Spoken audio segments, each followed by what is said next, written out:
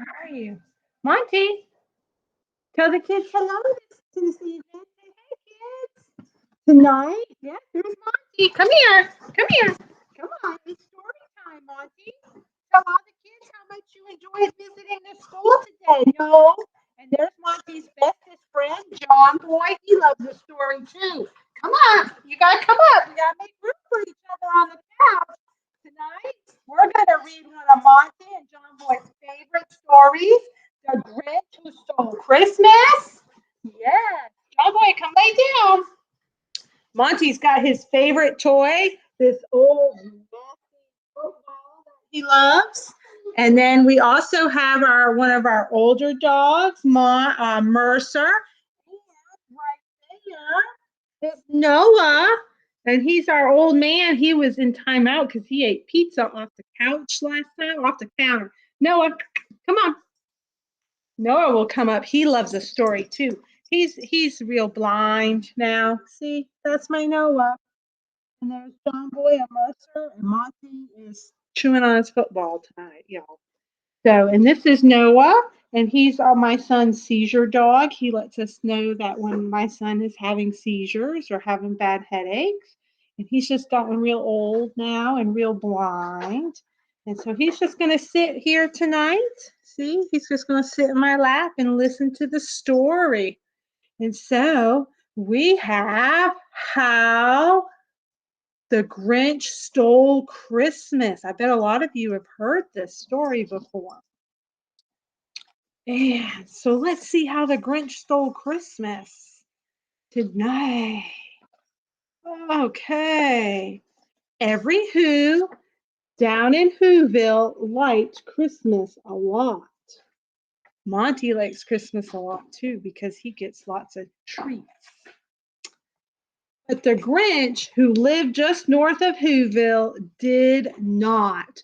The Grinch hated Christmas, the whole Christmas season. Now, please don't ask why. No one quite knows the reason.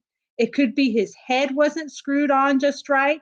It could be perhaps that his shoes were too tight. But I think that the most likely reason of all may have been that his heart was 2 sizes too small. But whatever the reasons, his heart of his shoes, he stood there on Christmas Eve hating the Who's, staring down from his cave with a sour, grinchy frown at the warm lighted windows below in their town. For he knew every Who down in Whoville beneath was busy now hanging a mistletoe wreath. And they're hanging their stockings, he snarked with a sneer. Tomorrow's Christmas, it's practically here. Then he growled with his Grinch fingers nervously drumming. I must find some way to stop Christmas from coming. For tomorrow he knew.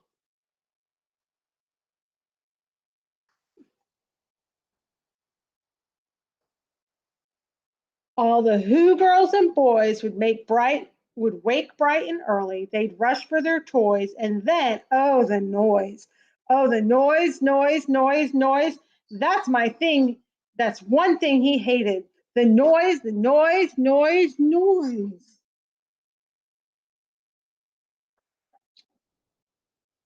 Then the Who's, young and old, would sit down to a feast, and they'd feast, and they'd feast, and they'd feast, feast, feast. And they would feast on Who pudding and rare Who roast beast, which was something the Grinch couldn't stand in the least. Looks like they're having a huge party. I bet Monty would like Who roast. And then they do something he liked least of all. Every Who down in Whoville, the tall and the small, would stand close together with Christmas bells ringing. They'd stand hand in hand, and the Who's would start singing. They'd sing and they'd sing and they'd sing, sing, sing. And the more the Grinch thought of this Who Christmas sing, the more the Grinch thought, I must stop this whole thing. Why, for 53 years I've put up with it now. I must stop this Christmas from coming, but how?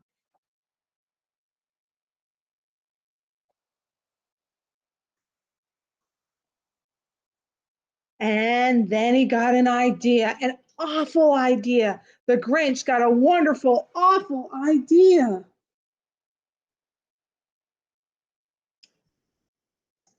I know what to do, the Grinch laughed in his throat, and he made a quick Santa Claus hat and a coat, and he chuckled and clucked. What a great Grinchy trick. With this coat and this hat, I look just like Saint Nick.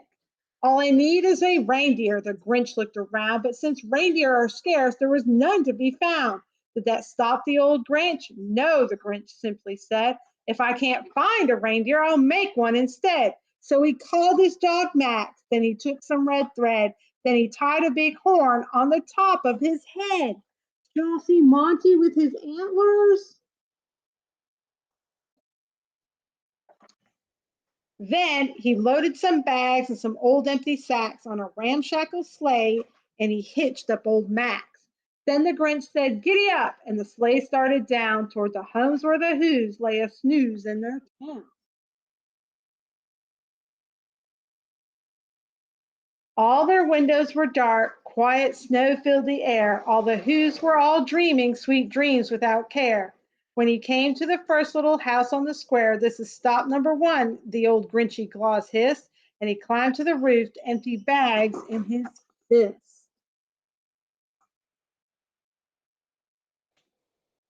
Then he slid down the chimney, a rather tight pinch, but if Santa could do it, then so could the Grinch.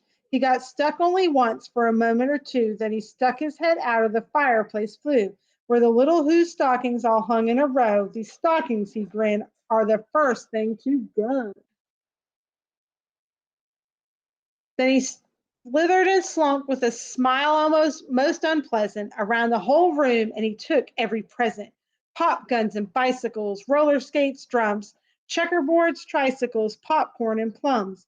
And he stuffed them in bags, and the Grinch very nimbly stuffed all the bags one by one up the chimney. That's a lot of stuff. Then he slunk to the icebox. He took the Who's feast. He took the Who pudding. He took the roast beast. He cleaned out that icebox as quick as a flash. Why, that Grinch even took their last can of Who hash. Then he stuffed all the food up the chimney with glee. "And now," grinned the Grinch, "I will stuff up the tree."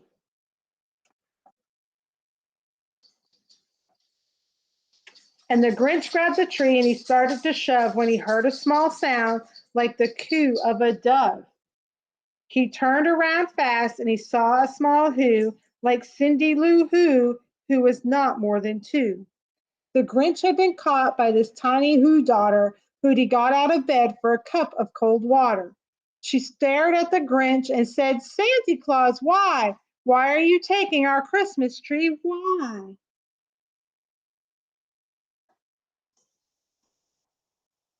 But the old Grinch was so smart and so slick, he thought up a lie and he thought of it quick. "Why, my sweet little tot," the fake Santa Claus lied, "there's a light on this tree that won't light on one side, so I'm taking it home to my workshop, my dear. I'll fix it up there, then I'll bring it back here." And his fib fooled the child, and he patted her head, and he got her a drink, and he sent her to bed. And when Cindy Lou Who went to bed with her cup, he went to the chimney and stuffed the tree up.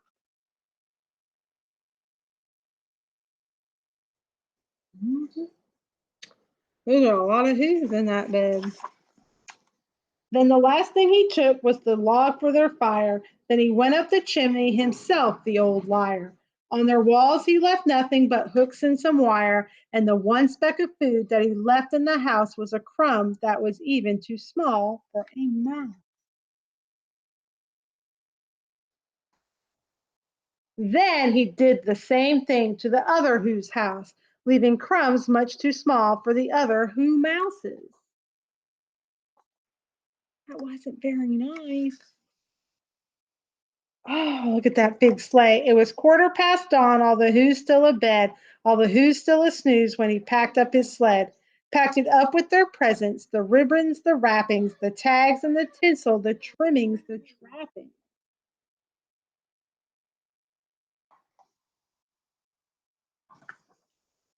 3,000 feet up the side of Mount Crumpet, he rode with his load to the tip top to dump it. "Pooh, pooh," to the Who's, he was grinchiously humming. "They're finding out now that no Christmas is coming. They're just waking up. I know just what they'll do. Their mouths will hang open a minute or two. Then the Who's down in Whoville will all cry, boo-hoo. The sleigh is precariously on that mountain.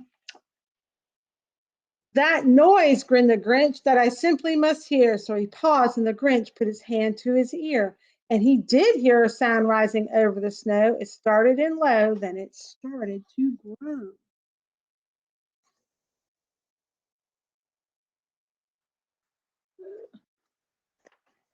But the sound wasn't sad. Why, the sound sounded merry. It couldn't be so, but it was merry, very.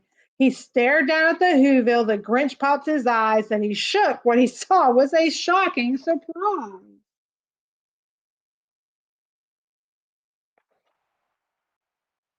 Every who down in Whoville, the tall and the small, was singing without any presents at all.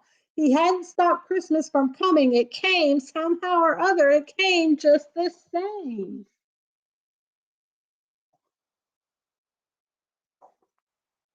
And the Grinch, with his Grinch feet ice cold in the snow, stood puzzling and puzzling. How could it be so? It came without ribbons, it came without tags, it came without packages, boxes, or bags. And he puzzled 3 hours till his puzzler was sore. Then the Grinch thought of something he hadn't before. Maybe Christmas, he thought, doesn't come from a store. Maybe Christmas perhaps means a little bit more.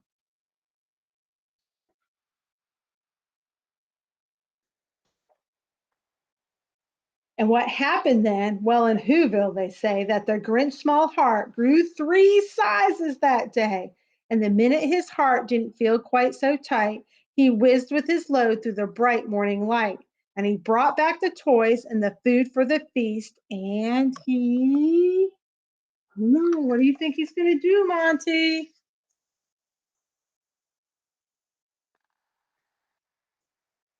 He himself, the Grinch, carved the roast beast. So that's one of Monty's famous Christmas stories. It's his favorite one.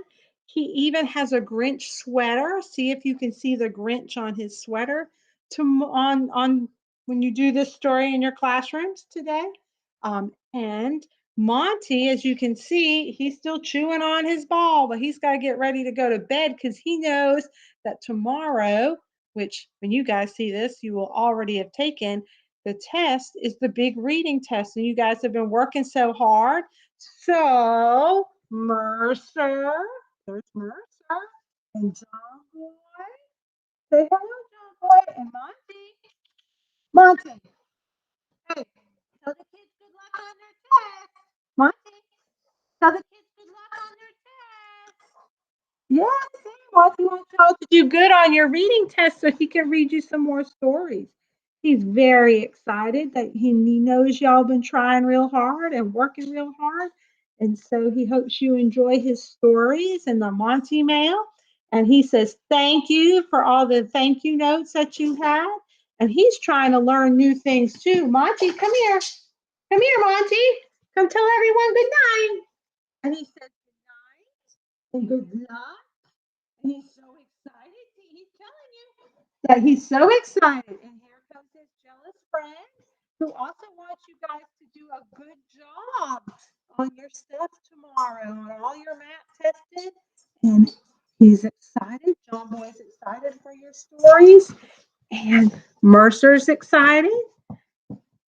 Mercer actually doesn't really get very excited. And we will see you all for the next story. Okay? And look, my shirt, my night shirt says Mercer. And this is Mercer. He's old too. He's named after where I went to school. So, everybody have a good day. Good luck on your test. And I hope you enjoyed our story.